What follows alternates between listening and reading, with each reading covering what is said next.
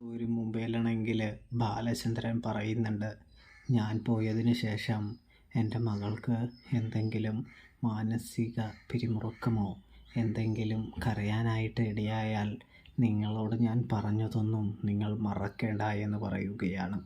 എൻ്റെ ബാലചന്ദ്രൻ, ഞാൻ എന്തായാലും ഇവളെ പൊന്നുപോലെ നോക്കിക്കോളാം, ഇവൾക്കൊരു കുഴപ്പവും വരാതെ നോക്കിക്കോളാം, നിങ്ങളതൊന്നും ഓർത്ത് വിഷമിക്കേണ്ട, സങ്കടപ്പെടേണ്ട എന്ന് പറയുമ്പോൾ എങ്കിൽ നിങ്ങൾക്ക് കൊള്ളാം.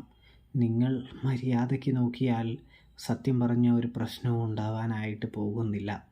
അല്ലെങ്കിൽ വലിയ പൊട്ടിത്തെറിയും വലിയ ഭൂകമ്പവും നിങ്ങളുടെ കുടുംബത്തിൽ വന്ന് കയറും.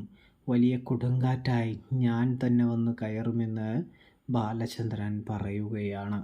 ഇതേ സമയമാണെങ്കിൽ മിസ്റ്റർ മേനോൻ, എനിക്ക് മനസ്സിലായി, നിങ്ങൾക്ക് എത്രമാത്രം പ്രിയപ്പെട്ടതാണ് അലീന എന്ന് എനിക്കറിയാമെന്ന് പറയുന്നു. ഇതേ സമയമാണെങ്കിൽ അലീന യാത്ര പറയേണ്ട, അതായത് അലീനയോട് യാത്ര പറഞ്ഞ് കടപ്പാട്ടൂർ വീട്ടിലേക്ക് പോകേണ്ട സമയമായിരിക്കുകയാണ് ബാലചന്ദ്രന്.